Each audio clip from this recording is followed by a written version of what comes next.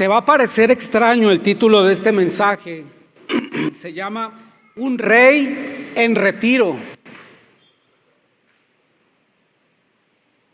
Un rey que se repliega.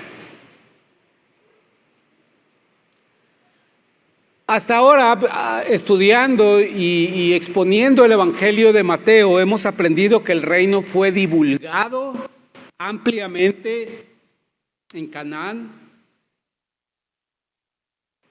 Como parte de esa divulgación, el rey fue presentado al pueblo de Israel.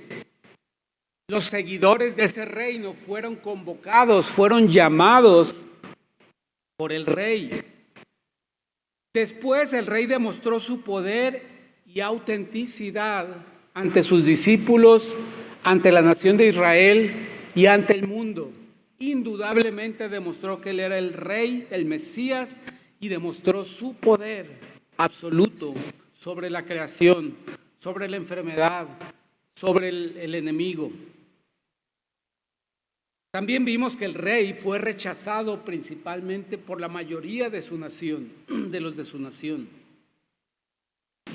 Y vimos que el Señor primeramente se retiró de una enseñanza abierta, de una enseñanza clara, de una enseñanza explícita, y empezó a hacer una enseñanza codificada a través de las parábolas, para que aquel que tuviera curiosidad le preguntara, se interesara y preguntara al Señor de qué quería enseñarles a través de una parábola específica. Ahora vemos que ese retiro no solamente es de la enseñanza, sino también físicamente. El Señor empezó a apartarse de multitudes y empezó a concentrarse más bien en su círculo cercano de 12 y a veces de 50, 70 discípulos que andaban con él. Y es a lo que me refiero con esta etapa del retiro del rey, que podemos ver en los capítulos 14 al 20 del Evangelio de Mateo.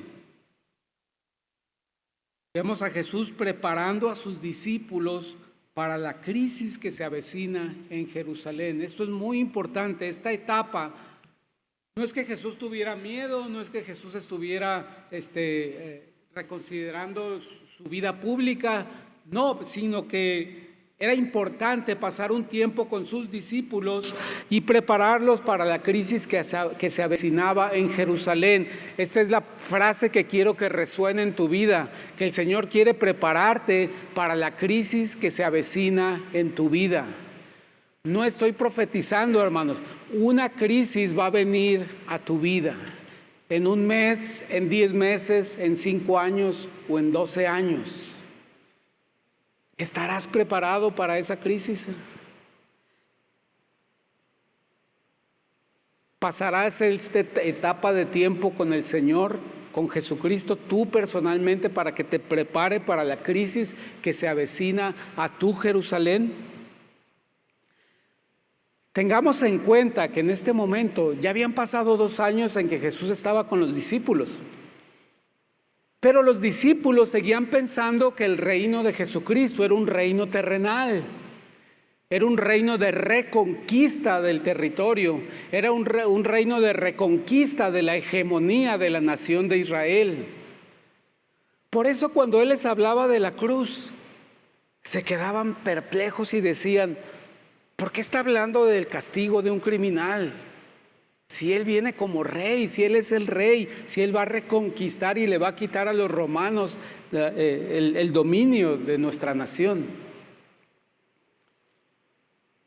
La enseñanza de la cruz para los discípulos los dejaba perplejos, no entendían de cómo iba a ir la cosa con eso.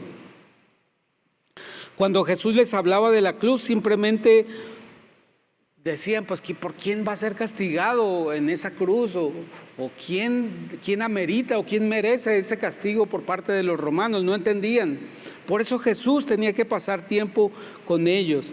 Era necesario que les preparara para esa experiencia que sometería a prueba su fe. Dice la canción de Aleluya de Leonard Cohen, que es una crónica de la experiencia de la vida de David cuando fue infiel y cuando pecó. Hay una frase que dice: tu fe era fuerte, pero necesitaba ser probada.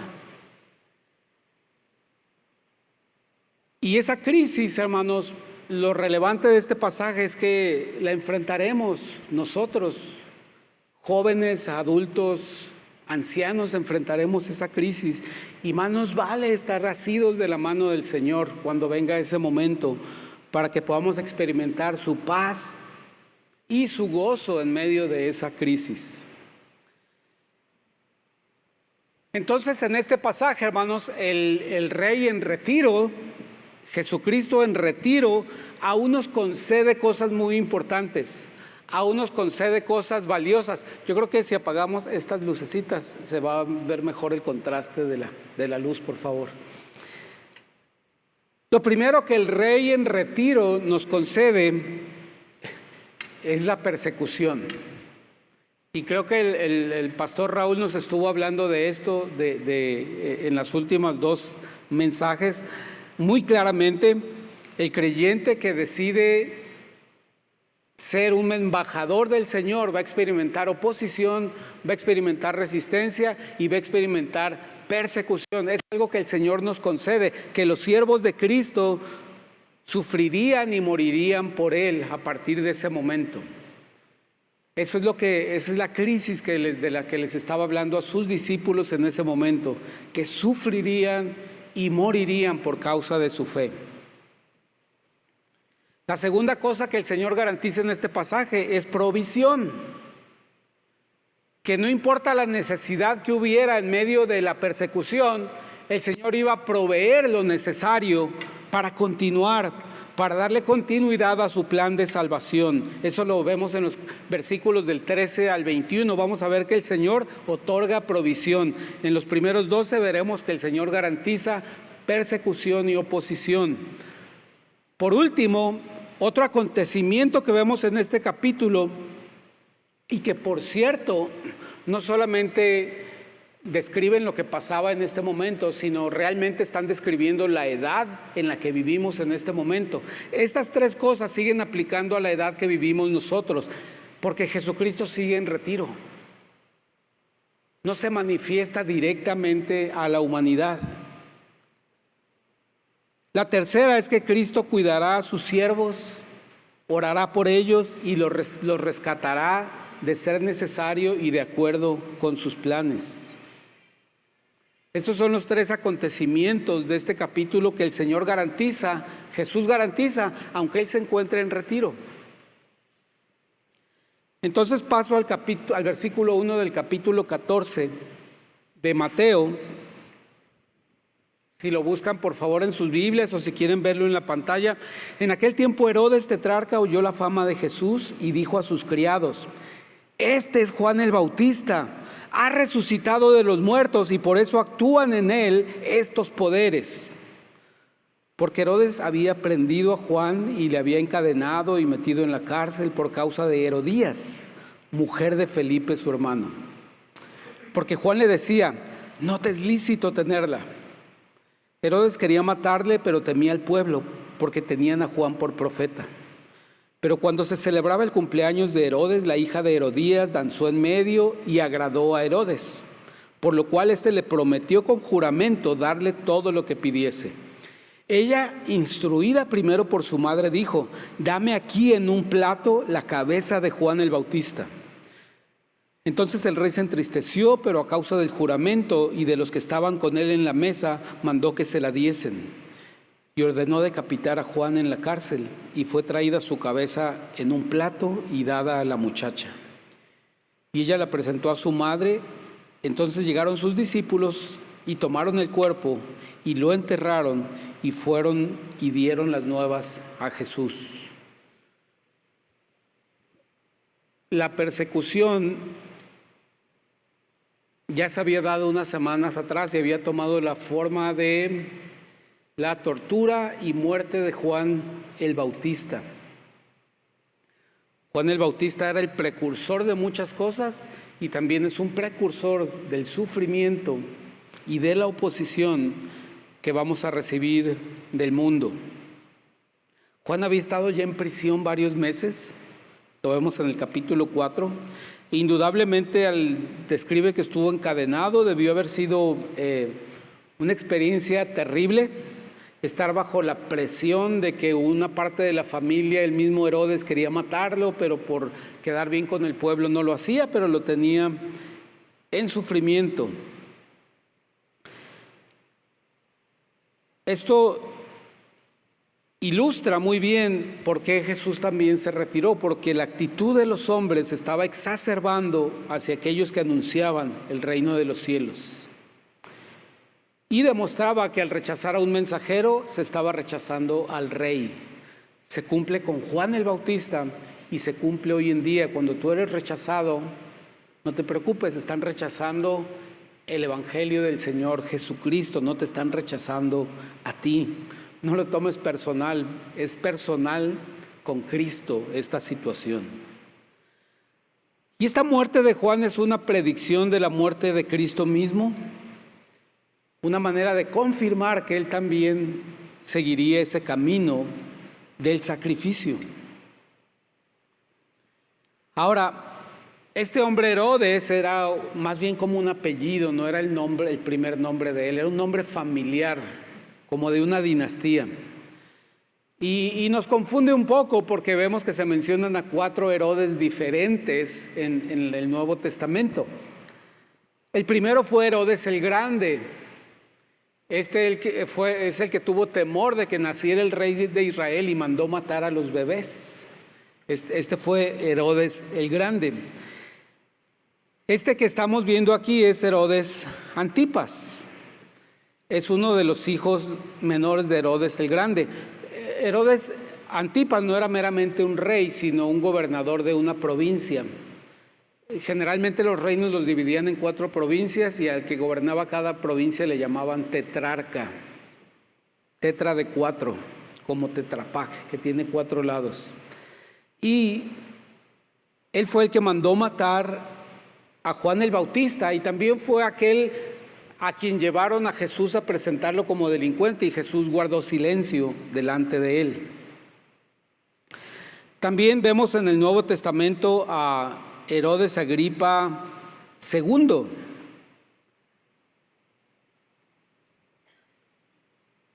Y este Herodes II fue el que mató a Santiago y encarceló a Pedro.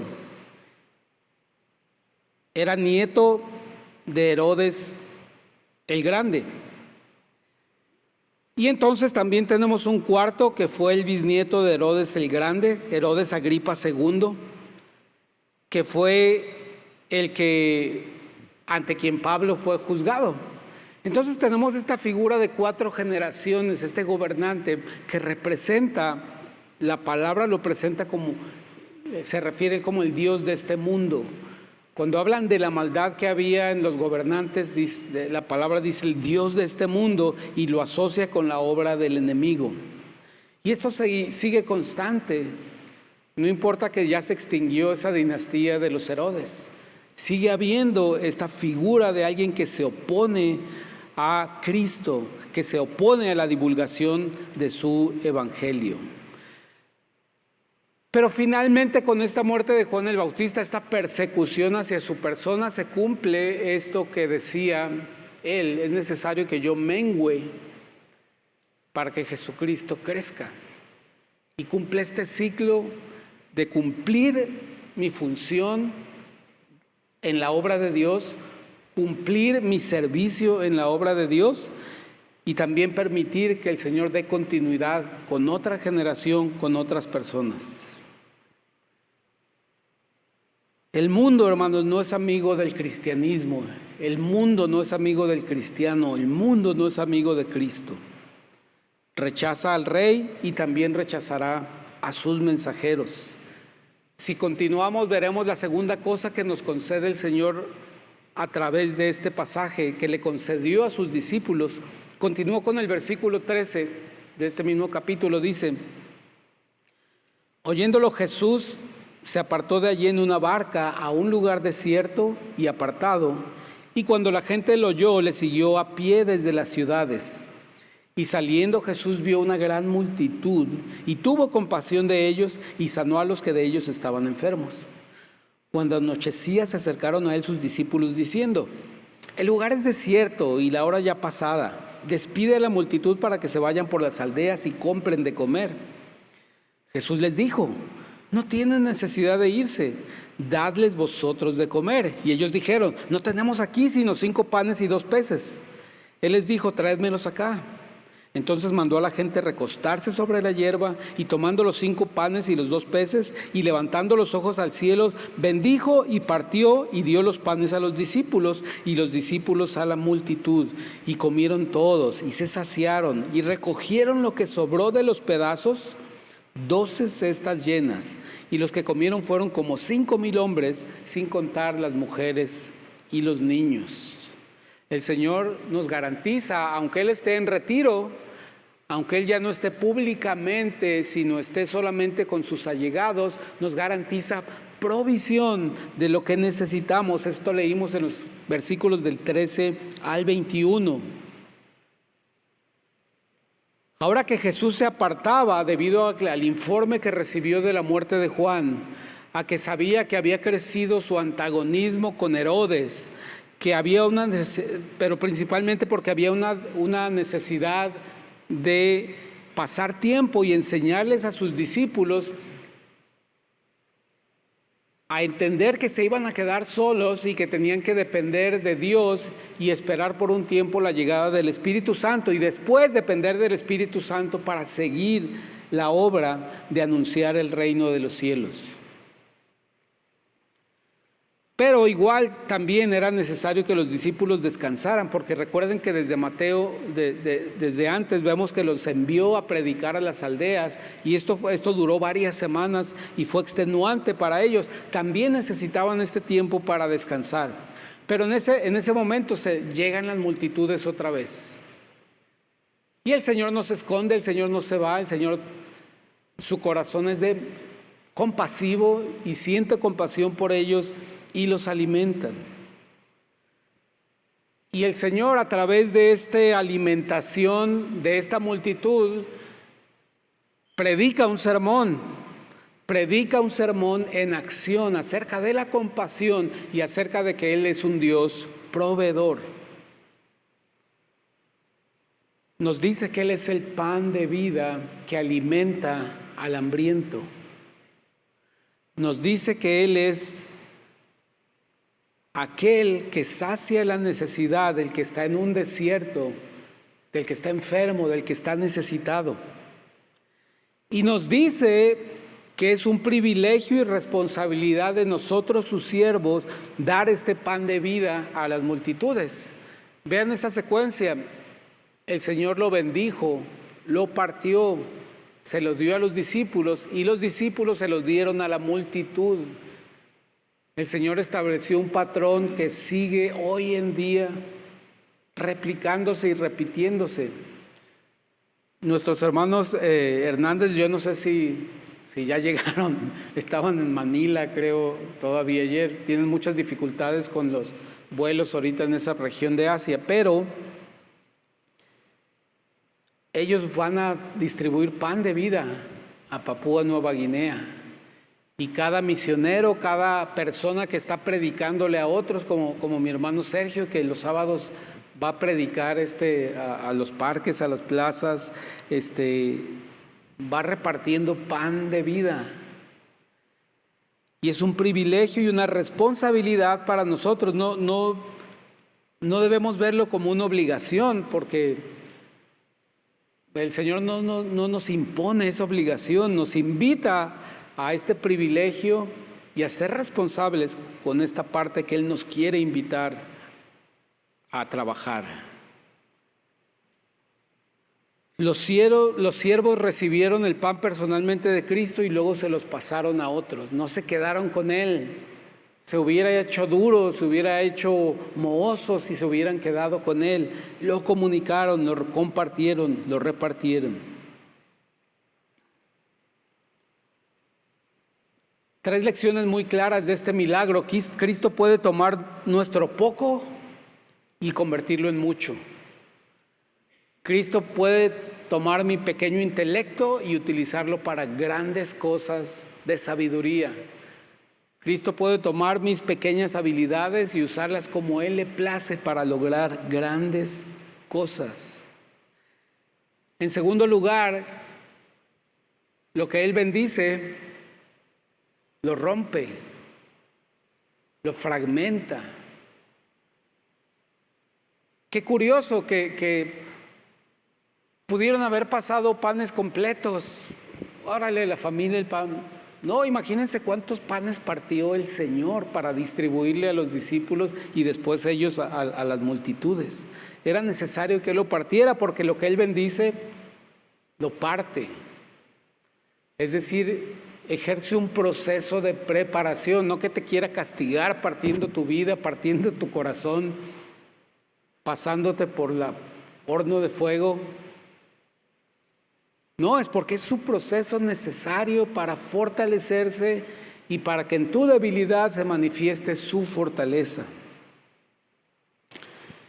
Otra enseñanza es que, como en aquel momento, hoy en día hay gente que está perdida en el desierto con hambre de conocer el pan de vida y necesitan a Cristo, que es el pan de vida. Finalmente, Cristo puede vencer toda la dificultad y alimentar a las multitudes. Y nosotros podemos tener muchas excusas como tenían los discípulos. No hay suficiente dinero, este lugar no es apropiado para alimentar a una multitud, el tiempo no es adecuado, ya es muy tarde, pero Cristo tomó lo que tenían y satisfizo la necesidad. Y lo hará hoy en día aquí en nuestra iglesia, lo hará aquí en día en Papúa, y el Señor lo hace de maneras increíbles. Yo no sé si ustedes, hermanos, les gusta ver en YouTube alguna canción de algún concierto o una presentación musical. Si ustedes han visto conciertos, no importa de qué grupo, cristiano o no cristiano, se notarán que en muchos de esos conciertos, muchos de los músicos profesionales usan exactamente este teclado. Hace 14 años compramos ese teclado. Perdón que lo diga, costó $5,000.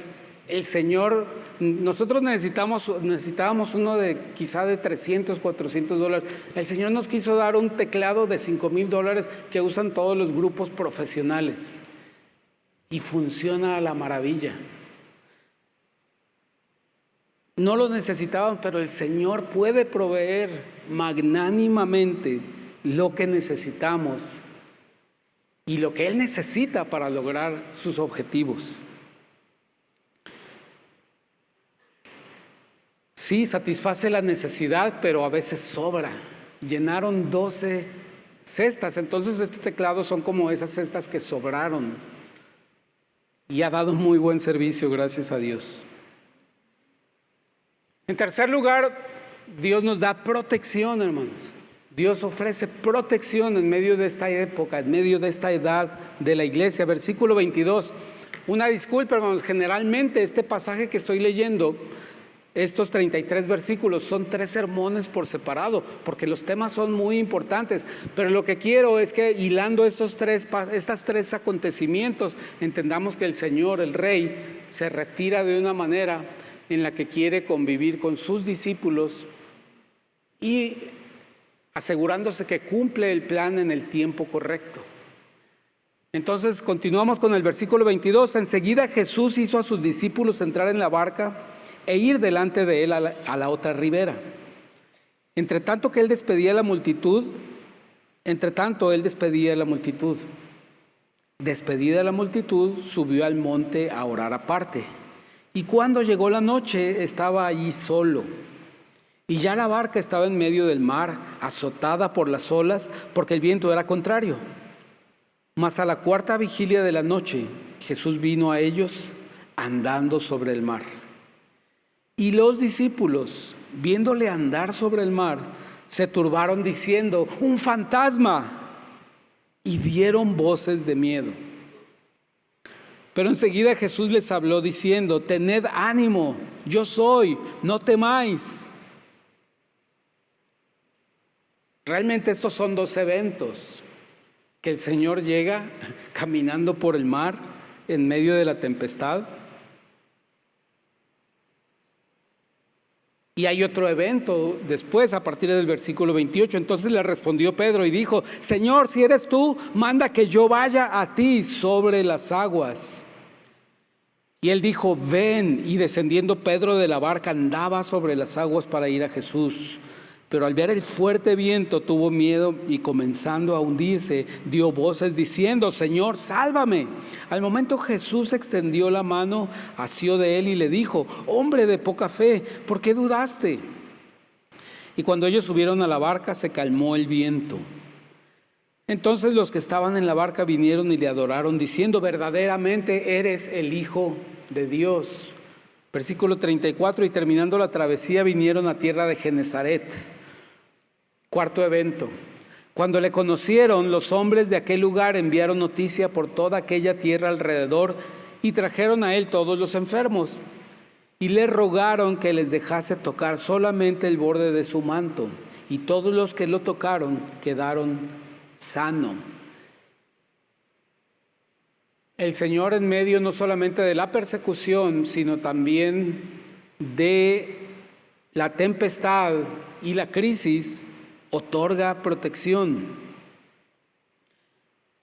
Jesucristo estaba un poquito afanado por despedir a las multitudes, que ya se fueran, ya les había dado de alimentar, ya los había curado, pero quería que se fueran porque querían hacerlo rey, querían proclamarlo rey en ese momento, querían que se cumpliera el reinado terrenal en ese momento. Y es que nosotros los hombres seguimos a cualquiera que nos prometa cosas materiales, a cualquiera que nos prometa que va a saciar nuestra hambre, lo seguimos, ¿cómo no? Vamos adelante. Pero Jesús no quería eso, no se trataba de eso su reinado. Su reinado no era un reino de comodidad, ni de opulencia, ni de suficiencia alimentaria. Era un reinado de olas tempestuosas.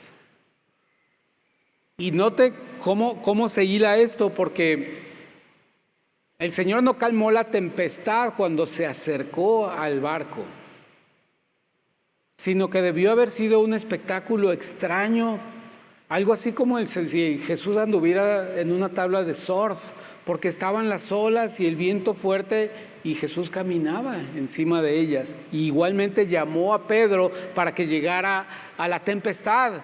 No calmó la tempestad para que Pedro: ven Pedro, aquí por donde está tranquilo. No, llamó a Pedro a la crisis de la tormenta. Lo importante es que Él vino a ellos en el momento de temor, en el momento de necesidad. Imagínense, para que estos hombres, que eran hombres de trabajo, hombres valientes, porque estaban siguiendo a alguien que se proclamaba el Mesías en contra de las autoridades religiosas, eso les otorgaba cierta valentía, desafiar al sistema religioso. Imagina estos hombres dando alaridos de temor porque pensaban que habían visto un fantasma. Pero Él vino a ellos, calmó la tormenta y los llevó con seguridad a su destino. Eso dice Juan capítulo 6. Y nos da un ejemplo de la necesidad de ejercitar y ejercer y aplicar nuestra fe en medio de la crisis. Esa es la clave para subsistir y navegar una crisis. Mantener viva, activa tu fe en el Señor, en sus capacidades, en su protección, en su provisión, en su seguridad. El Señor demostró que podía vencer una tormenta y hacer aquello que se pensaba imposible, tan solo como caminar sobre el agua, tan solo con mantener la vista en el Señor. Y esa es la clave de navegar una crisis. No mantener la vista en el timón, no mantener la vista en la vela, no mantener la vista en los vientos o en las nubes, mantener la vista en el Señor Jesucristo. Eso es lo que nos enseña para tener y avanzar y navegar una crisis hasta buen puerto. Incluso cuando fallamos y nuestra fe es doblegada, cuando nuestra fe se quebranta, el Señor está ahí para tendernos una mano. Pero el Señor hubiera querido que Pedro regresara con él caminando sobre las aguas a la barca. Pero Pedro falló su fe y cayó. Lo cierto, hermanos, es que esta presente edad es de tormentas para la iglesia. Hay que tener en cuenta que los discípulos estuvieron en la tormenta no porque desobedecieron a Cristo. Jonás sí estuvo en una tormenta porque desobedeció a Dios. Fue una contención, una disciplina de parte de Dios porque Jonás desobedeció a Dios. Pero en este momento la iglesia está en una tormenta, no porque haya desobedecido a Dios, sino porque es el plan de Dios pasarnos por el fuego de la crisis para perfeccionarnos, para encontrar a aquellos que están aprobados y confirmar nuestra fe. Si obedecemos la palabra de Dios, habrá sufrimientos y persecución, pero Cristo ora por nosotros, como dice este pasaje que estaba orando él solo en el monte mientras los discípulos ya iban en el barco.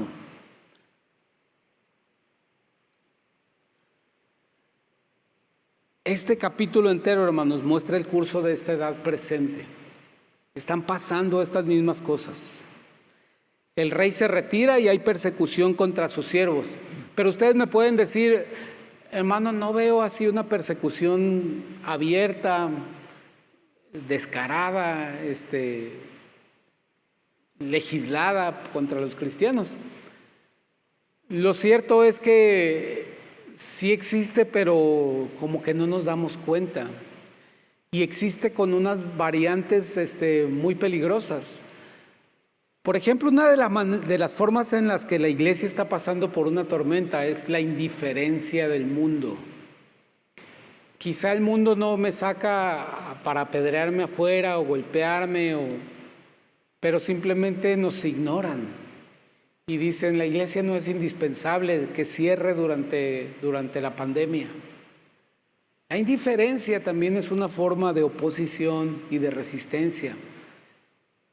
Y convertir el Evangelio de Cristo como cualquier otra religión del mundo es otra forma de persecución. Es como aquel que es muy sabio y arrogante. La mejor manera de contrarrestarlo no es discutiéndole, sino siendo indiferente con él. Eso es lo que le duele al arrogante. Y el mundo quizá no ejerza una oposición judicial, una oposición violenta, pero socialmente y psicológicamente y a través de la indiferencia y a través de tratar a la iglesia como si fuera una más de las organizaciones humanas, le ha hecho mucho daño a la iglesia. Y nosotros nos sentimos apartados y nos sentimos menospreciados. No por nosotros sí somos lo menospreciado de este mundo, pero el Señor Jesucristo no lo es. Él es este rey que vino a anunciar este reino. Por medio de nosotros el Señor distribuirá el precioso pan de vida a un mundo hambriento. Y nosotros como siervos de Él atravesaremos tormentas y pruebas, pero el Señor vendrá cada vez que sea necesario a darnos paz y a rescatarnos del enemigo. Hermano, en esta edad que describe este capítulo, más que cualquier otra cosa, tú tienes que tener fe y esto te dará paz, que es lo opuesto a las dudas y el temor que experimentaron los discípulos. Primero experimentaron temor por la tormenta y después dudas sobre si su maestro no sería un fantasma. Pero el Señor quería que experimentaran fe y la fe les daría paz. Y si nosotros tenemos fe y paz, encontraremos la manera de vencer esa indiferencia del mundo ante la iglesia y ante el Evangelio. Que el Señor nos bendiga en medio de la prueba, en medio de la crisis, cuando ésta llega, o si ya llegó, que el Señor nos fortalezca y nos permita apoyarnos y fortalecer mutuamente nuestra fe. Oremos. Padre bendito, gracias por tu palabra, Señor. La reconocemos como aquella que nos permite conocerte a ti. Esta palabra escrita nos permite relacionarnos contigo, entender tu corazón, entender tu inteligencia, entender tus planes, entender lo que tú quieres de nosotros, Señor. Permite que podamos seguir fortaleciendo nuestra fe, conociendo, memorizando y meditando en esta bendita palabra que describe perfectamente el mensaje tuyo para cada una de nuestras vidas, Padre. En Cristo Jesús te bendecimos y amamos. Amén.